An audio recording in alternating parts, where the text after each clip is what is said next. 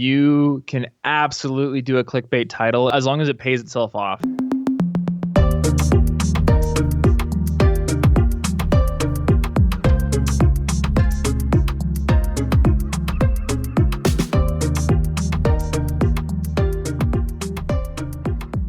I'd like to welcome Thomas Frank to the Productivityist podcast. Tom, thanks for joining me today. Hello. Hey, I said before we started, and I'm gonna lay it all out there right now to be completely authentic. I said Thomas Franks because you do so much. There's got to be more than one of you. Oh yeah, I have many clones. They're all in like the back room of the basement. So actually, you saw my studio tour, right? Yeah. So one thing I didn't show is there's like this. There's a door over by the music area, and if you open it, it's just this concrete like bunker-looking room. And my editor was like, "We should have a scene where I'm just in there at a desk," and I'm like, "Oh, is it my time to eat? Can I get to eat now?" Yeah, that's where I keep all the clones. Yes, with and you take it like an Edison light and just have it like swaying from a string above. Yeah, it's like no other light. You open it, it's like the light's so bright. Get back to work. Oh man. So I am surprised that I've not had you on the podcast up to this point. I don't know what's wrong with me. The elusive guest. Yeah, I looked back and I was on your podcast. I'll put a link to that in the show notes. But that was like years ago. Like we're talking like, oh yes, 5-6 years ago. So can I guess? I wonder if I can guess the episode. I don't think I can guess the episode number, but perhaps I can guess the grouping of 10. Oh, were you in the 40s? Let me check because I actually think I have it right. Productivity here. Hacks. My friend Mike Barty. I was 39. 39. I was so close. So close. Whoa. I have a weird memory for the numbers, and I'm not perfect about it, but yep. Oh, so it's been a while, but we've had many interactions over the years. And they haven't been necessarily like we haven't geeked out about productivity as much when we hang out though. We just tend to just have casual conversations, eat dinner together. We, and talk about, mainly what I'm starting to do more of, but you've been doing for a long time and getting the idea of the craft of video. And I want to start there. And then kind of expand on some of the elements that the other things that you're doing, because you're doing a lot of great stuff. But there's a lot of stuff you talk about on the Fizzle Show, so I'm going to link to that because I don't want to necessarily get into the origin stories and stuff, although some of that stuff was fascinating, the idea of Life Hacker and all that stuff, because there's a lot of parallels there. But what kind of, when did you decide that video was where you were going to be best served, like in terms of delivering the message that you wanted to deliver? Oh, that was the day I was born. Doctor just shoved a camera into my hands. This one will be a filmmaker.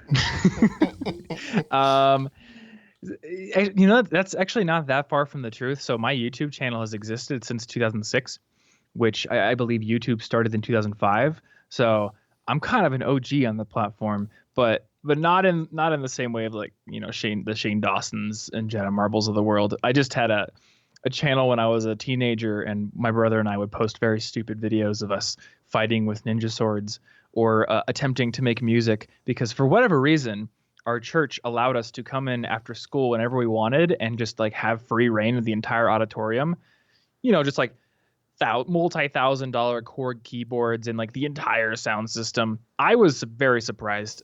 Now that I know what I know about sound systems, I would never let a group of high schoolers mess around with it. Oh man, what were they thinking?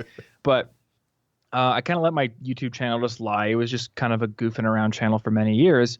And I, like you, and boy, my speaker's like going crazy. Oh, my phone's near my speaker. That's what it is. I don't know what it is. My speakers get like a static noise when my phone's near them. I don't know. They don't like phones.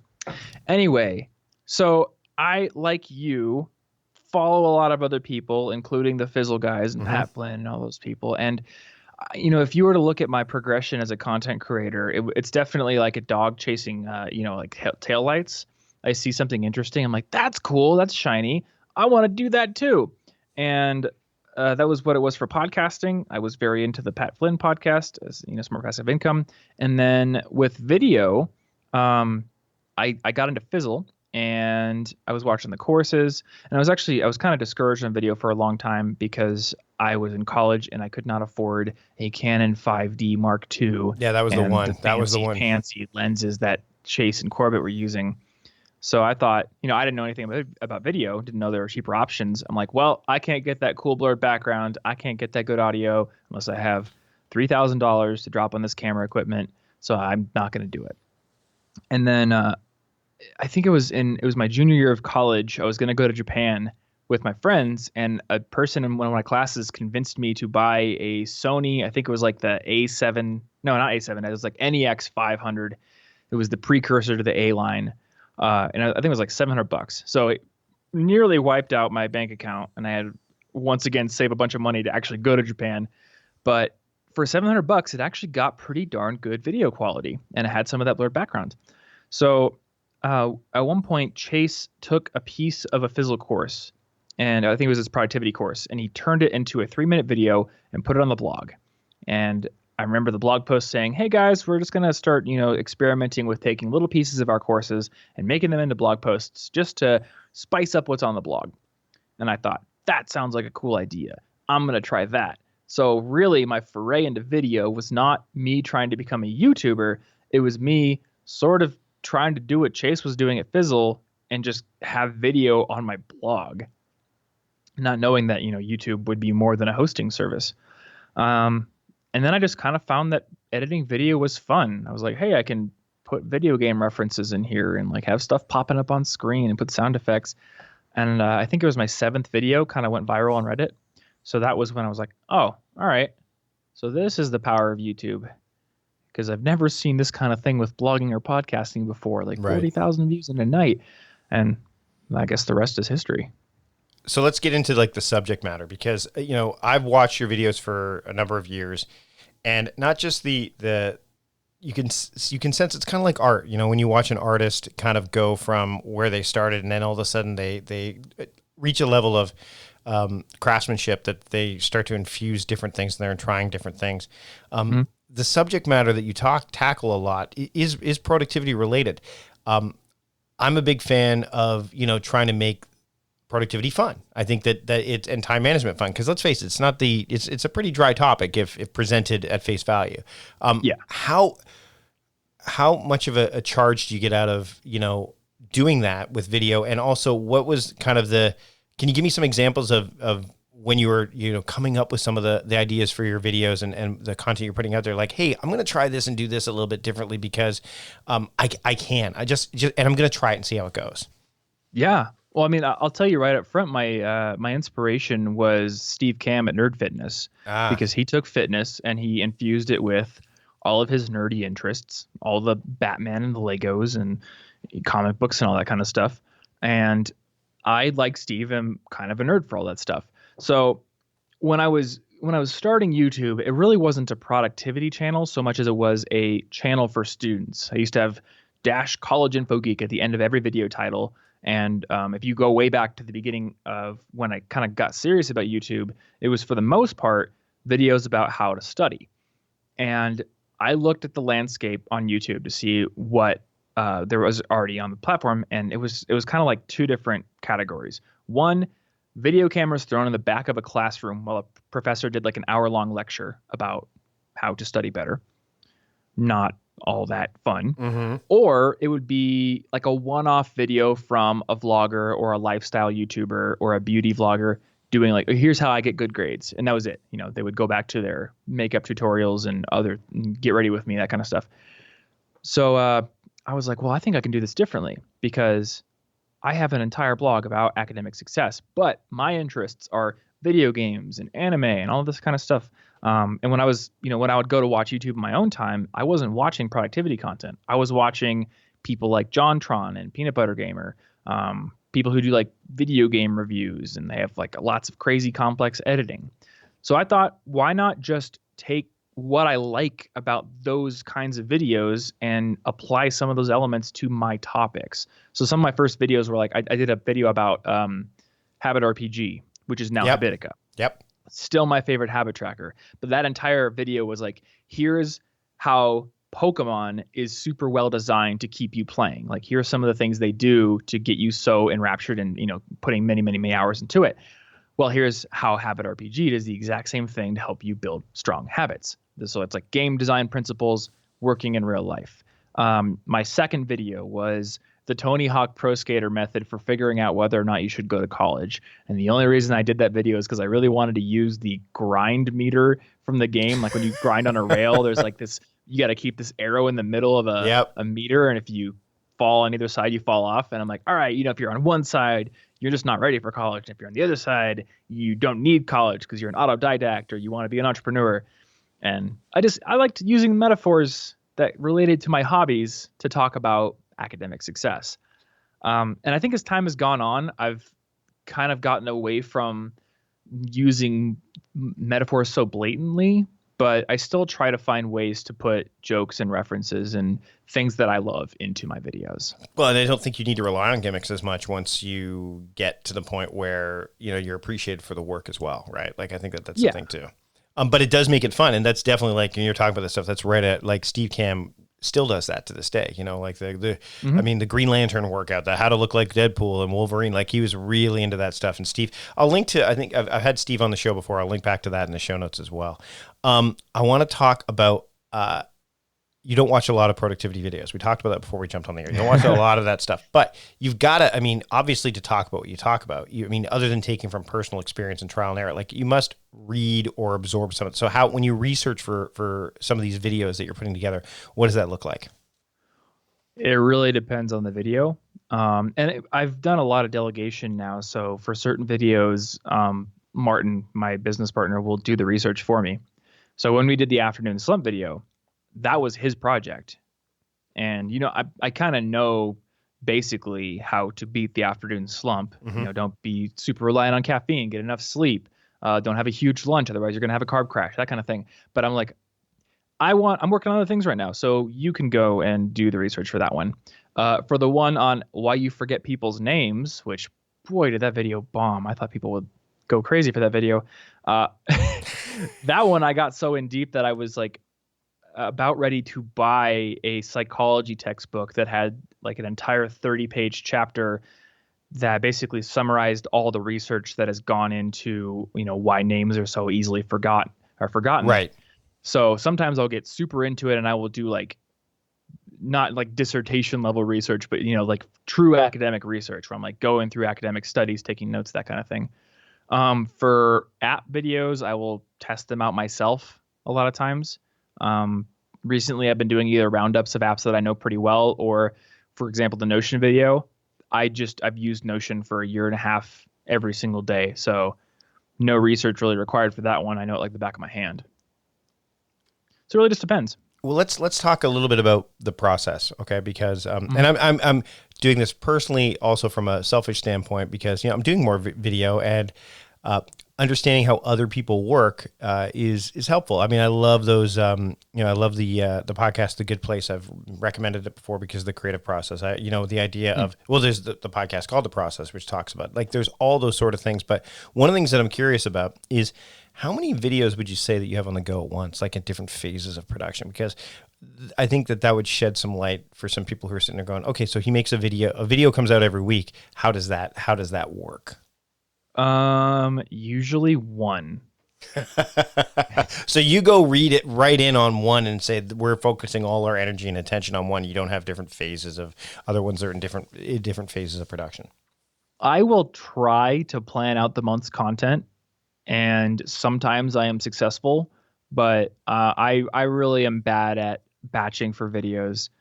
For me, they're like partly art. Yep. For me, videos are frustrating.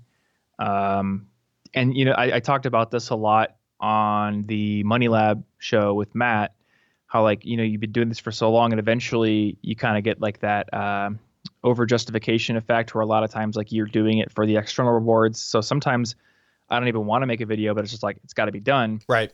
So I find that I'm most motivated to do the work if I'm just like, I'm very attached to the project right now and it's going to go out soon. And I have trouble working on stuff far in advance. There are some exceptions. So I have another productivity breakdown video of another person coming out. The first one I did was with Matt Diavella. Yep. And then the second one, it's much more complex than the video I did with Matt. So I realized with the projects I have going on, we can't get that video out and do it justice right now. So we're working on that in stages.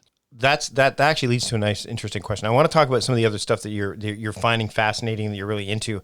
But one of the things that I've noticed, and it's not just you that's done this, but many YouTubers and video filmmakers over the year, is the types and how they like the types of films and the types of videos they're making have evolved. What do you see happening with you right now? I mean, I've watched enough, and I'm sure anyone who's watched your stuff, and if they haven't, oh man, there's going to be lots of links in the show notes to watch stuff. But where do you feel like your energy and your craft is heading for you right now, that's going to keep you from having that, like, oh, well, guess I got to put another video out this week? Yeah. So that's the rub, right? Where my energy is going is towards projects that take longer. Stuff like the 1 hour morning routine, where I literally had a like a Hollywood style script for that video with, there was like, scene 1, I do this, scene 2, I do this. Cause I think it takes, at least I'm not Casey Neistat. So for me, it takes like a lot of planning to do those cool transitions, stuff like that. The problem is to keep the business running and to pay my team, I also have to do the regular content. Right. So right. Yeah, no, I get like it. Juggling that. Well, it's the same. I mean, again, from a writing perspective, as somebody who's working, on a book, and we're in the final phases of getting it out as this episode airs. We're not too far away from Time Crafting from being released. Is the idea that writing a blog post, like putting that content out, is what keeps the lights on and pays the bills. But there's no instant gratification from, writing a book. You get that from a blog post, right? You get that, like, that kind of stuff happens immediate. But the book, you're like, okay, that stuff. Not only do you have to wait on the payoff, for lack of a better term, but you also have to decide what should be part of that payoff, right? So and I'm imagining when you're making films, it's the same principle. Like, you probably have great film ideas that you're like, I could make a video on this week, but it would be better served in a longer form fashion. So I'm going to have to hold on to that for a while. And there's got to be some danger there too, right? Dude, I feel like that for every video. And the problem is, so if you want to know what my workflow is like, it's usually pick a topic, realize I need more time to do it the way I want to do it. So I would shift to another topic that I think I can do easily. And then I'll realize the same thing about that topic. Right. It's just like me doing that until I realize, oh man, the deadline is looming.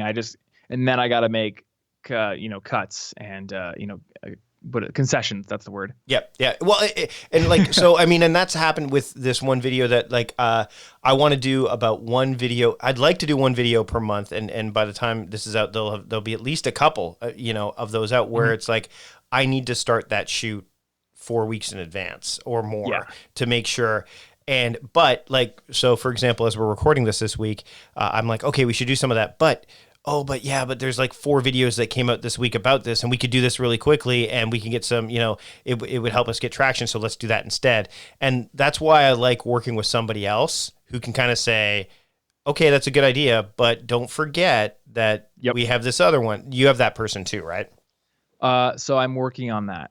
So with my podcast, I have that person. Martin manages the schedule. I just have to show up when it's like, all right, we got a video, or we have a podcast that's out next week, and we have one that's coming out 2 weeks from 2 weeks from now. We have vacation coming up, so we got to record 2.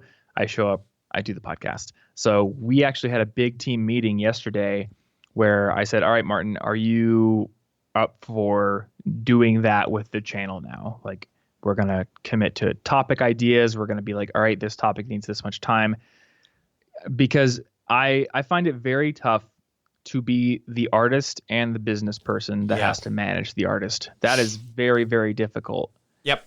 Especially when you can look back and be like, oh, well, I put extra time into this video and it did so well, Yep. So yeah, and that's the thing, is the videos, like you mentioned earlier, the one video that you thought would do really, really well, you're like, it didn't do as well as I thought. And I mean, you're going to have those, right? You're going to have blog. I mean, anyone who's creating something, and you're right. Like, I mean, when I was doing comedy, it was the same principle. You're like, oh, this sketch is going to, nail, you're going to, and it's the audience too, and timing. Like, I remember we wrote a sketch that was called Jet Parker Action Hero. And I think there's still a YouTube video out of when we were doing sketch, and I'm not in that sketch, but it was about a action hero, and we're talking. This is from over a decade ago, where he receives his phone call and he has to go and save some diplomats that are held captive somewhere.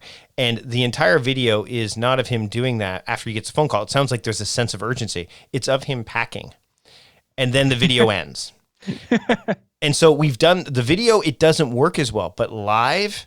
And again, it depended on the audience. We would do that show live in Canada, and depending on the audience, it was okay. When we did it in San Francisco in front of an audience that was there for San Francisco Sketch Fest, it killed because the audience was primed for something like that. They were a bit more of a sophisticated audience, I would say, because they were coming to see sketch comedy and they were already primed for it. So there's so many things that go into that as a creator, you can easily kind of go, oh, that didn't work out. And then that's when you need, I think, that person that goes, oh, hold on, that, you know what? Let's try it this way. Let's try it this way. Don't forget, we have these other things. You need that person's got their feet on the ground. Because the artist sometimes does not. Yeah, I definitely don't have. I mean, I've had so many discussions with my girlfriend where she'll look at a video I put out and she's like, "Why did you title it that?" Like because it's interesting. She's like, no, it's not. So the one that I remember recently, we made a video on, does having a second monitor on your computer setup make you more productive? I remember that one. And so I said no, but whatever. I titled it like, does having a second monitor make you more productive? And Anna's like, don't put the word second monitor or dual monitors or whatever in the title, because if people don't care about dual monitors, they're not going to watch the video. And I'm like, but they have to know what it's about, right? So I make the video, it bombs. I'm like, you're right. So then I go full clickbait and just change it to, should you add this to your workspace? And I'm like holding a second monitor in the thumbnail. And I got like an extra 50,000 views. Yeah. And most times when a video dies, it dies. Yeah. Sometimes you can resurrect it with a title change. So I remember to the point now where I'll like, I'm too cerebral. I'm Yep. too into it. So Yep. I'll like go to Anna. I'll be like, all right, Anna, the You get 1 too hour arty. morning routine, is that what it should be called? And she's like, yes. If you call it anything different, I'm going to slap you. Yeah, you get too arty. You get too I watched Matt's video about time blocking, right? Like about the idea of how he started, and he mentions you in the video, right? And we're going to talk about productivity practice and how important it is for like creative artists to have them, because I think that they can be really, really effective. But I remember watching that video, and you know me, I talk about daily theming and that, which means that the whole idea behind that, if I'm making a video about that, and I will, is the idea of theming is a form of time blocking. It's just not as rigid. So I said, well, what if I did a video like how you're using calendar? And then the guy who is who also watches Matt D'Avella's videos goes, why don't you just put like a title called like why Matt D'Avella is wrong about calendars? And I'm like, ooh. But he's not entirely, but and it's like, yes, but he, according to your video, he kind of is. So maybe I'm like, so that's absolutely the title. Yep. It's gotta be. This is a lesson I have to learn time and time again. You can absolutely do a clickbait title as long as you kind of like, as long as it pays itself off. Well, and it doesn't have to pay itself off perfectly. And so here's a big example. I'll often be like, well, this video is only a little bit about this one thing, but it's like, like 10% of the video is the most interesting thing. Mm-hmm. Let's just say like I'm doing a video on, let's just say like self-discipline, and we talk about like cold showers as like one of the 5 points. Right. I should probably be like, why cold showers will help your self-discipline or something like that.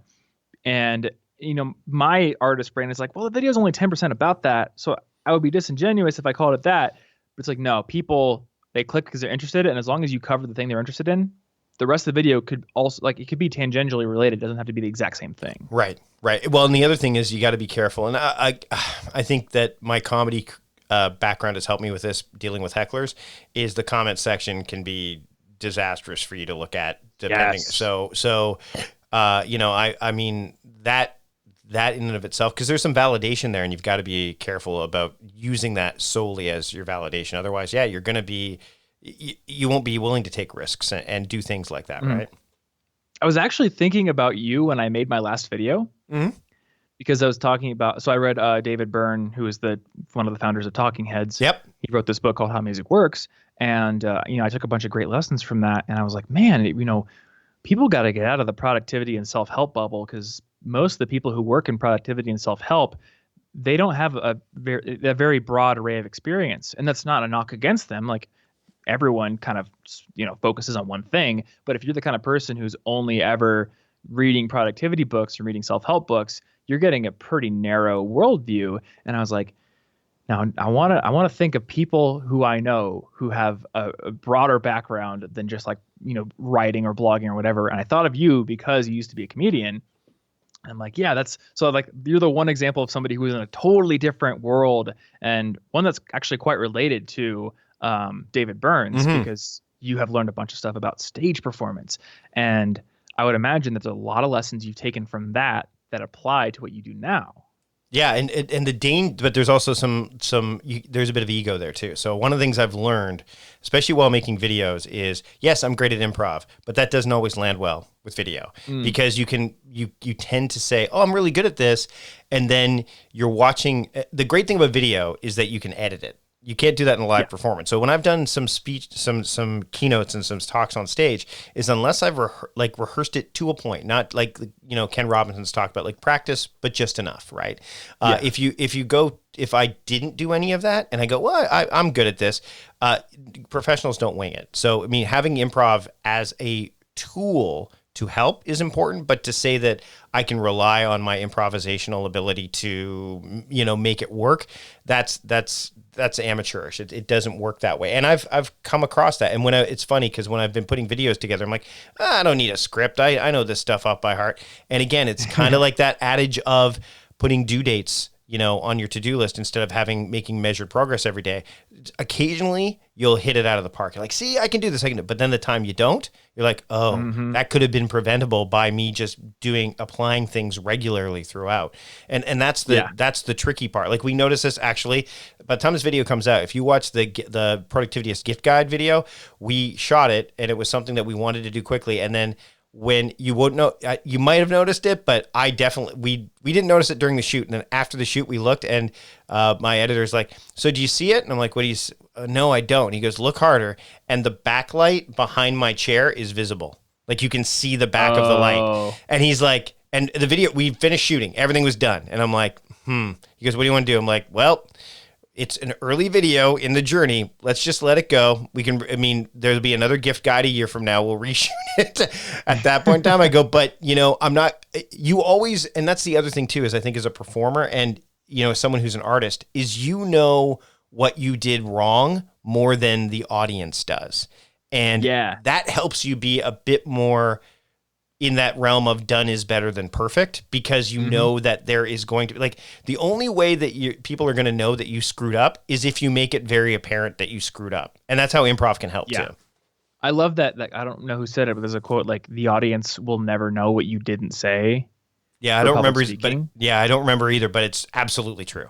Unless you let them know, unless you're like line or you stand there and it's like, it's very, and again, the great thing about video is, and what I've learned too, and podcasting has helped with this for sure, is not only prepping, because, I've got plenty of episodes. Like we're recording this months before we actually are going to air it, but also the idea of pacing, because when you're performing live, pacing is a very powerful tool, but the attention span, like you're the only thing they can pay attention to. So you have to kind of understand that pacing in a live environment is very different than pacing in a recorded environment, because if you go too quickly in a recorded environment, it makes editing very, very tough. Yeah. And that's something I've had to learn. I've had to do it, actually. I've had to occasionally space out my own recordings. I'm like, this sucks. And then you land it sometimes. Like the other day I did an audio recording.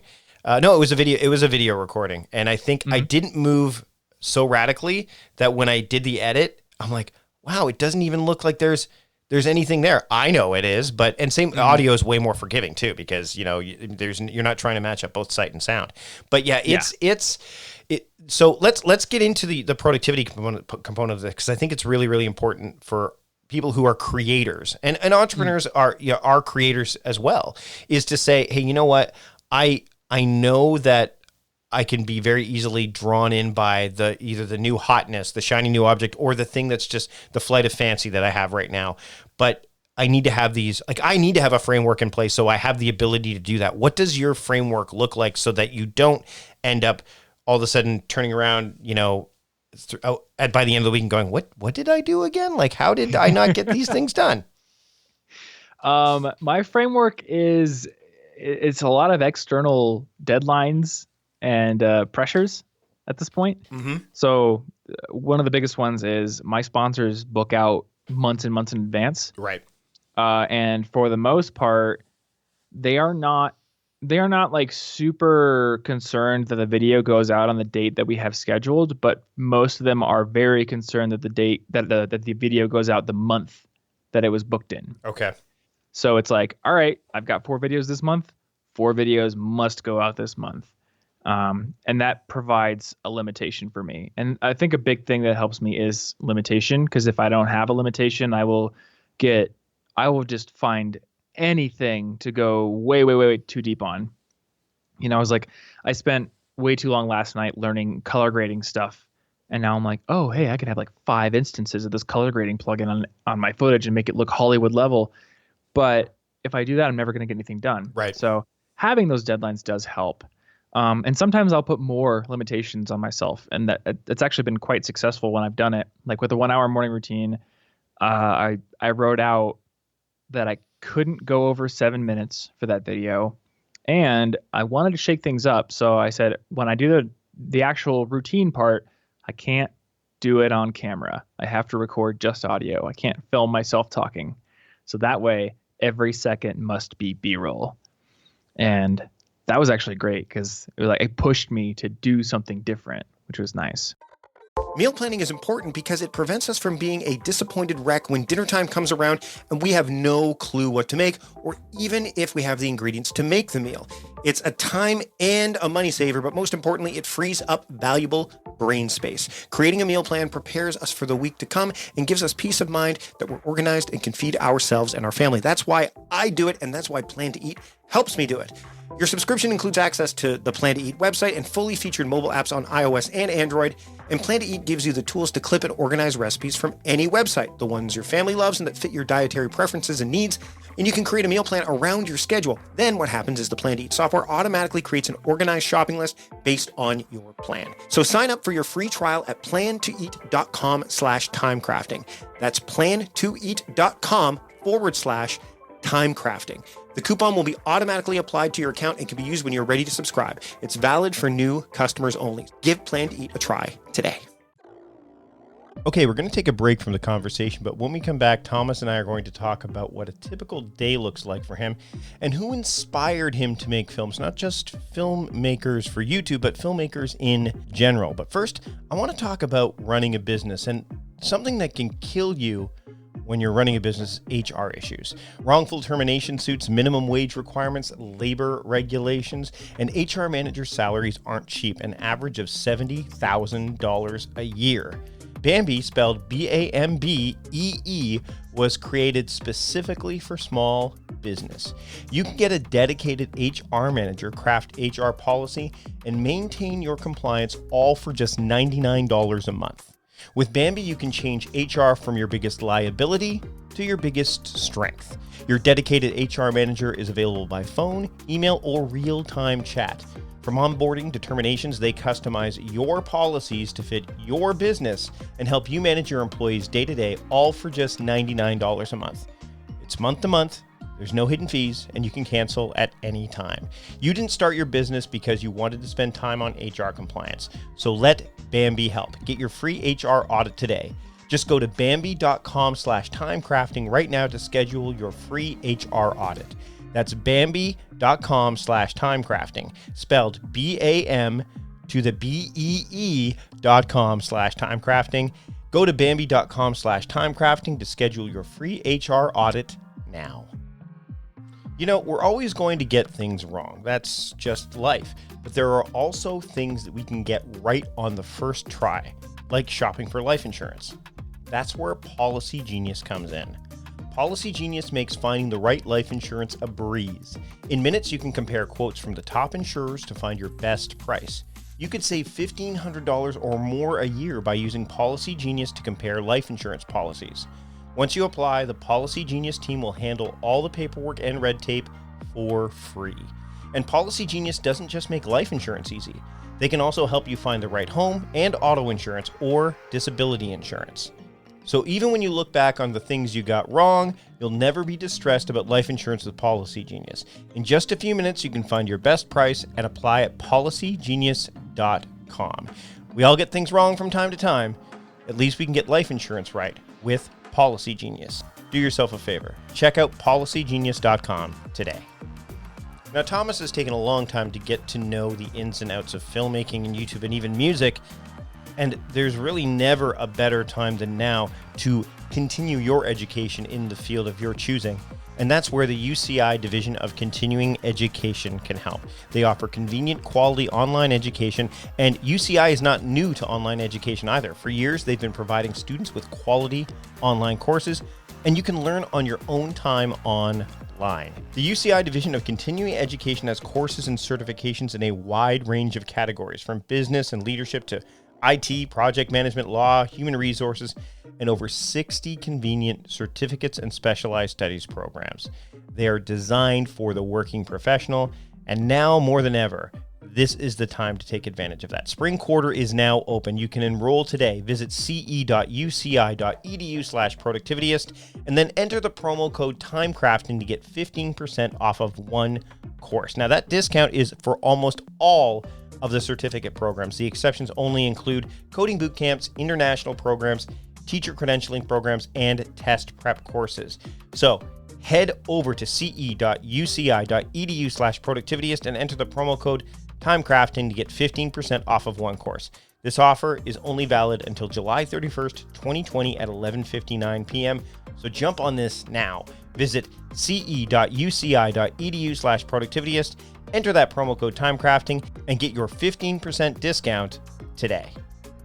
Okay, now it's time for my Productivityist podcast pick of the week, and I'm just going to go with the obvious choice here, and that is the College Info Geek podcast, which offers study tips and advice for students. Thomas and Martin are the hosts of this program, and they dive into the strategies and tactics that the best students use to be awesome at college. Now, I've been on this program a while ago, but there's a lot of great episodes in here. If you're into productivity, whether you're a college student or not, there's lots of great things that you can learn from this podcast. I mean, Thomas knows his stuff inside and out, and I think that there are really some interesting episodes that will apply to people outside of college. As I mentioned, book reviews. They talk about books like Digital Minimalism or Ultra Learning, both of which I've discussed on this program with their respective authors. You know, how to stand out from the competition, imposter syndrome, which can really apply to people who are trying to, I'm sure Thomas faced them when he was getting on YouTube, and we see this stuff all the time. So again, if you're looking for a good podcast to listen to,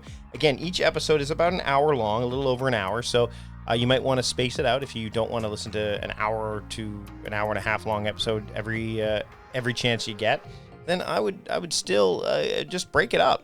That's what I do when it comes to longer podcasts, and I would consider the College Info Geek podcast one of those, and it's my Productivityist podcast pick of the week. Now it's time to get back to my conversation with Thomas Frank here on the Productivityist podcast. Let's shift that from the film part to the actual morning routine part, because I'm a big believer in evening and morning routines as like those things that even if you don't have the freedom that we do because we work for ourselves, putting those in place gives you that sense of agency over your time that you may not get in any other point in the day. So they're really important. And the fact that you're able to say, like, is that, like, I guess the question is that you're not going to put something on screen that isn't actually what you do, because otherwise, there's some disingenuous, there's a lack of authenticity there. And then, you feel like crap because you've said, hey, this is how you do it. Oh, no, but I don't do that. Well, the 1 hour morning routine is not my morning routine. Right. Because I did one on my actual one. Which I've seen. 1 hour one is, a bunch of people were like, oh, this takes too long. I have to go to work. And I'm like, all right. So we sat down and I'm like, what if you have 1 hour in the morning from the time you wake up to the time you got to leave, what can you get done?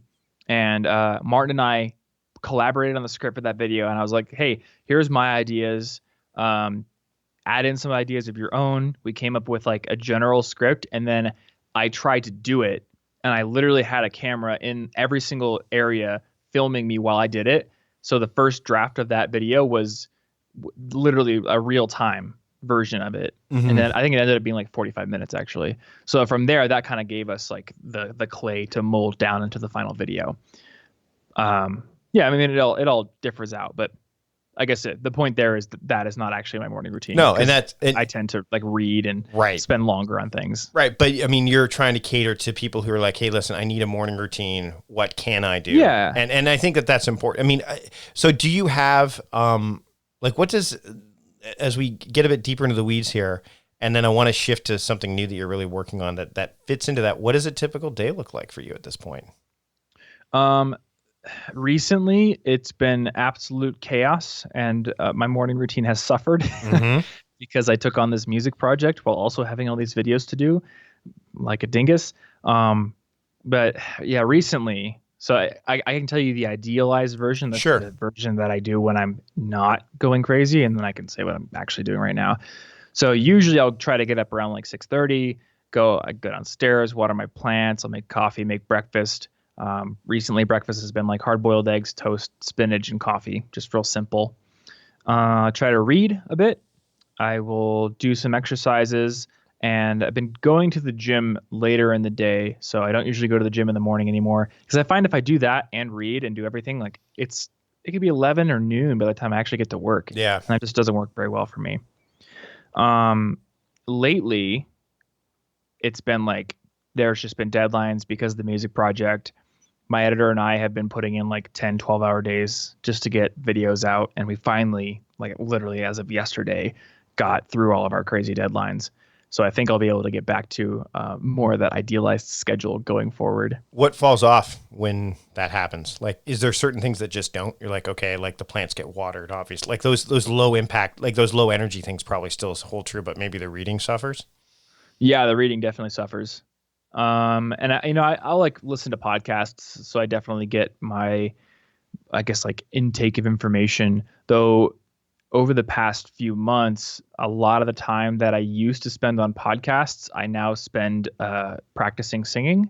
Okay. So like I used to listen to podcasts in the shower. Now I just blast music and sing to it. Yep. That's like Yep. my daily practice time. If Anna's not home or if she's downstairs at least. So yeah, I guess I've been on a little bit of a low information diet other than reading that music book when I've had some time. Let's talk about music. Let's get into that because that's something. Yeah. And I'm going to share the video because you have a video of you like doing looping and stuff like that. Yeah. So that's something that is, it's. Would you say it's new to the public eye, but certainly not new to you? Yeah, sort of.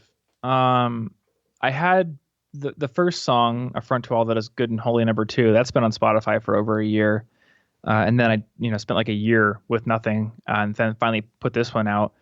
So the music project that I actually went and did, we did it as an original for Nebula, which is the streaming service we're building. Mm-hmm. And it was basically the idea that like I've spent my entire life dinking around with music, like learning how to play the guitar in a very haphazard fashion, learning how to sing in a very haphazard fashion, all that kind of stuff. And I was like, all right, I want to make a real song, like with singing and full instrumentation, everything. But I've never done it before. So the project was writing a song, documenting the entire process of recording it, working with the producer, getting it mixed, getting it mastered, getting it onto Spotify, all that stuff. So I'm kind of like in a point now as we record this where I'm working on that and I'm in a process of making my music stuff a little bit more public. Okay. Now, the natural thing for me to assume is that your music is going to make your way into your other videos. Would that be accurate? We'll see. Because here's the problem with it's definitely like it's my Nebula original, and I would love to use Sure. Nebula as a way to do more music content. I have to see like how it works on YouTube, and the thing about YouTube is you often feel like you're in a box because of the algorithm, right? Like if I just drop a song on my channel tomorrow, it's not going to do well because that's not what my audience is come to expect. I think what I mean is like soundtracking it. So soundtracking existing videos. So not necessarily. Yeah, like that. That's what I'm talking about. I know well enough that if you were going to start you would start a whole other channel about it. You wouldn't take it. But I mean, you might say, hey, you know what? I'm now composing. I'm just going to compose music as well for my videos, and then that's going to be like a bridge of sorts. Yeah, and that might be a thing that I do. And I've thought really hard about the bridging process here. Mm-hmm. Anybody who's read So Good They Can't Ignore You by Cal Newport will Yep. know like a lot about. You can't just like dive feet first into a brand new thing because number one, you haven't built up the skills for it, but number two, you haven't built up the what he calls career capital, Mm-hmm. or in my case, audience expectation. I can't just be like overnight, guys, I'm not a productivity YouTuber anymore. I'm a musician. Follow me over here. It's not how it's going to work. Right. So I started thinking about this a long time ago. And I just so happen to have been building this ultimate study music playlist on Spotify and on YouTube and had gotten somewhat of a following. So I'm like, what if I work a little bit harder to build up the follower count on those playlists? And then my first few songs I'll make will be study music. So that's why the majority of the music that I put out as of this recording is instrumental. It's chill because I can easily drop it into those playlists. Let's talk a bit about Nebula because Yeah. I'm sitting here looking at all the stuff you've been doing, and then I see this show up because I remember watching a video and like, this is the stream. I'm like, okay, why? Like, what was the impetus behind doing it? I mean, I think that you explain it quite well when I've seen you talk about it. People who are listening to this probably don't know, but also not only why are you doing it, but why are you doing it? Like, what is it? Like, you've got a lot. Why? So there's a lot to explain here. Nebula is kind of a way for creators to do things that won't work on YouTube. Mm-hmm. It is also somewhat of an insurance policy because if you're putting all of your eggs in one platform, then if that platform decides to break your eggs, then what are you going to do, right? Like people who invested all in, went all in on Facebook for video, they got screwed. Yeah. People went out of business because Facebook was inflating their view numbers. Well, look at Kappa right now, right? With, as we're recording this, some of the stuff that's going on with Kappa on YouTube, it's like, whoa. Yeah. I mean, I know creators who had channels that were entirely catered to kids, and there was nothing wrong with what they were doing. Like, I know somebody who's making like educational music videos for kids. Yep. And it's like, boom, Kappa overnight, just some like old fat like lawmaker is just like, I think that you no longer get to have a living. Which, by the way, to be clear, is that law's been around for a while, and frankly, I would say YouTube is as much to blame for this as anything else because I mean, in most broadcast network situations, they take on the responsibility and the liability, not the actual show creators.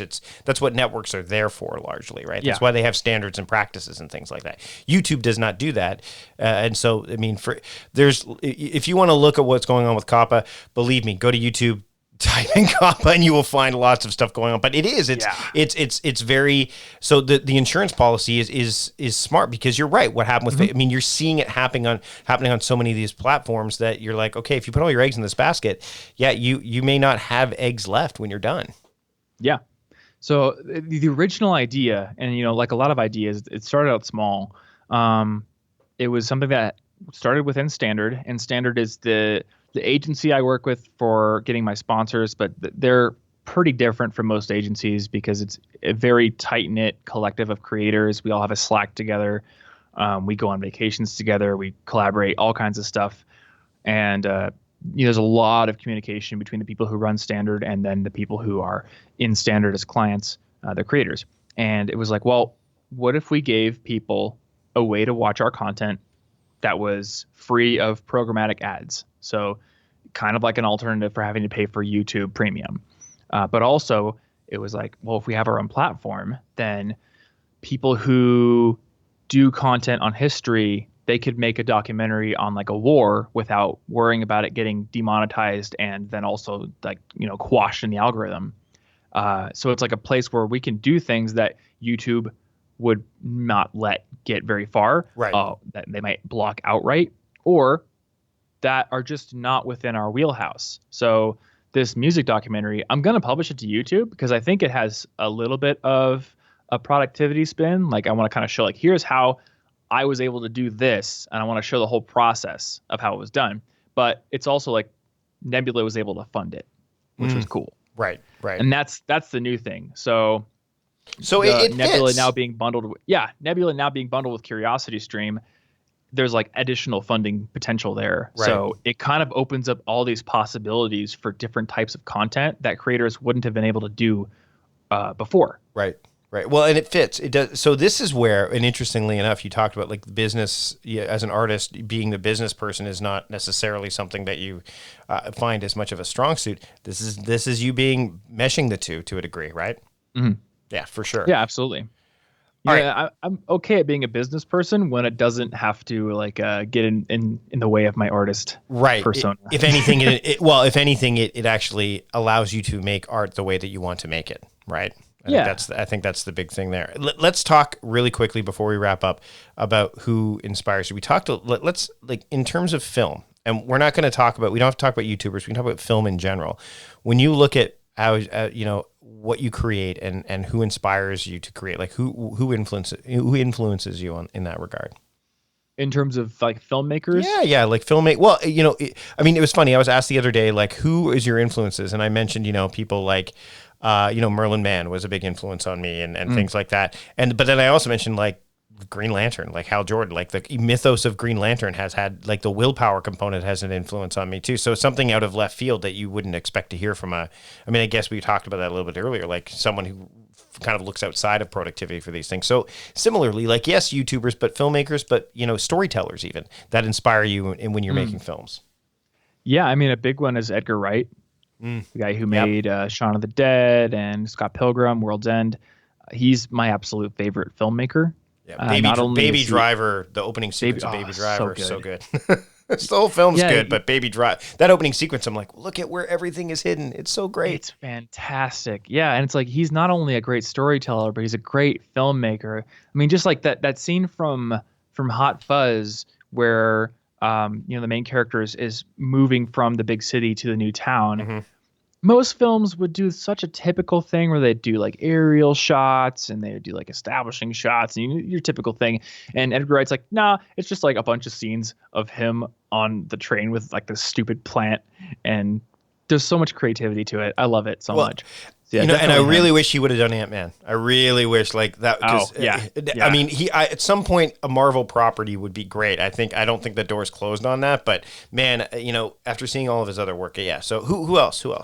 I would like him to do it, but I think I'm still gonna love his original work. Sure, a lot more. Sure. Same with like Rian Johnson. Like yes. I wasn't a big fan of the second new Star Wars movie, but I saw Knives Out and freaking loved it. Yeah. So and I don't know, like some people are better with their original work. And Brick. I mean, Looper. All the stuff Rian Johnson's. I mean, he's yeah. But you're right. Like I mean, once you have your own original stuff, you can make great things. Duncan Jones is another filmmaker that I've really loved. Like Moon and Source Code and things like that. Bowie's Kid. Yeah, Source Code was so good. I forgot about that movie. Yeah. And Memento is another one when I look at that and go, ugh. Like just so, and that's Nolan, right? So I mean, there's just so many good filmmakers. Who else would you say, like in terms of maybe someone that is a bit more, I wouldn't say conventional, but maybe some of the YouTubers that you look at.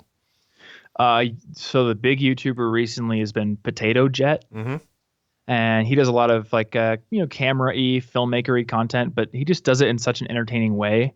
Because a lot, and for whatever reason, like I like Peter McKinnon's videos, but they don't draw me in the way Potato Jets do. Right. And I can't really put my finger on what the difference is. I think Potato Jet is just funnier. That might be, he's more willing to make a fool out of himself. Right. I don't know what it is. Well, and I think he's something about it. I'll just sit there and watch it. Well, isn't he like an actual cinematographer though too? Like he's worked. He's at least, I don't know. Yeah, it was a DP. That's DP. Yeah. He's worked as a DP. So, I mean, and we often see filmmakers that become directors were DPs first. I was watching, Have you watched The Movies That Make Us on Netflix yet? The new series? So they have 4 movies and the 4 series. It's the same people that did The Toys That Made Us, right? Which is the other series they have on Netflix. And it's the 4 movies that they profile are Die Hard, Home Alone, Dirty Dancing, and Ghostbusters. And so they go through the process of like from soup to nuts, how the films were made. They have interviews with some of the filmmakers and stuff like that. So they talk about like how Chris Columbus was like the guy from Home Alone and how he got that job. And same thing with Die Hard. It was Jan de Bont was the DP, right? But now he's obviously a director, and John McTiernan was the director. So there's some interesting stuff that happens there in terms of the filmmaking story. So yeah, I think, but yeah, Potato Jet, I like his stuff. Levi Allen mentioned him as we were talking before the show about 6 YouTubers that he's jealous of. Potato Jet was one of them. Mhm. So And then what about I've music? been really influenced by musicians. The top one is absolutely Tosh Sultana, and they're the live looping artist that got me into live looping. So the guy who works for me on the website, he's like my head writer now. He came over one day and he's like, check this person out, and they're doing this amazing live looping performance for Triple J. And I'm like, what is this? They're playing every episode or every instrument on their own, and I had never heard of that before. And that was the rabbit hole that I've been going down for the last like 6 months now. So that whole song that I have on my channel, the Icicle Swords, that was like kind of me trying to do all that myself without vocals yet. But they're probably my biggest influence. The guys from Periphery is one of my favorite metal bands. Deer Hunter, a lot of those guys. And then a big part of my life has just been singing for the last like year and a half. So I have a lot of vocalists that I listen to. Johnny Craig being a big influence. He's not a very good person, but he's a darn good singer. So he's been a very big influence on, what I've been practicing, stuff like that. And then a lot of people I know personally too, like my coach, right, is a big influence on me. As you were mentioning the looping stuff, I couldn't help but have Girl Talk come to my head, and I know he doesn't do looping, but the DJ, like the fact, he's like mashup, yeah. But yeah, like awesome. So many, like I'm like, how in the wow, like that's just. And you mentioned Cal Newport, and we'll get ready to close off here, but Cal Newport's other book, Deep Work, like there is just something about going. And I know we hear about like David Epstein's book Range, where he talks about breadth too, and I think that there is some. You're doing that, right? Like you've got you. I think what I enjoy about you and your work, and there's very few people that do this, that I know personally, that go wide and then they pick a depth, in certain areas, right? And then they'll come up for air. Like, you've gone deep in video and now you're really going deep into the musical component. And the thing is, you've been deep in video for so long that you can kind of get away with, is not the right term, I'll use it, but like get away with going deeper in the music and not have the filmmaking suffer. And but you're not. But the difference is, and you articulated this so well, is you're not going to do what some people have done and pivot completely because that's where the money is, or that's where the wind seems to be blowing. Like you're literally sticking to what you're an artist, right? And artists generally don't do that. Artists don't go, okay, I was known as this person. Oh, this isn't working anymore, but I could now be. And I give you a great, like a kind of a road example of like, okay, I built a business doing this. This isn't working anymore, so now I'm going to teach people how to build a business doing this. That's my new thing, right?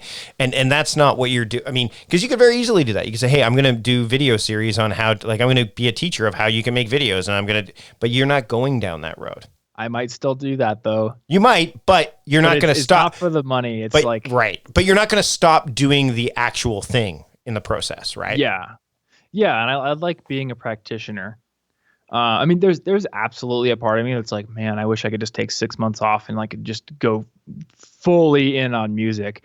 But I think I am aware of the fact that if I were to just give myself 6 months to dink around, I would probably waste a lot of it. You would just dink around. Like you. Yeah. It's like, oh, dude, I learned how to EQ snares so well, and it took me 6 months to do it. Like, I think that I honestly believe that having little bits of time that are precious to you to go deep on something, it's really, really valuable. Tom, this has been great. For those who are listening, thanks for sticking around. This is not a two-parter. I don't like to make. There's so much greatness in this conversation. Hey, where can people keep up with you and your work, both on the video front and on the musical front?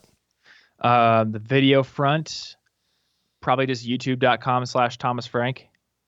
And there's still collegeinfogeek.com. And music front, thomas.lol. Even the way you said that. You heard it here first. This is the way the wind's blowing, everybody. Okay. Hey, Thomas, thanks for joining me today on the Productivityist podcast. Thank you for having me on the show. It's been fun.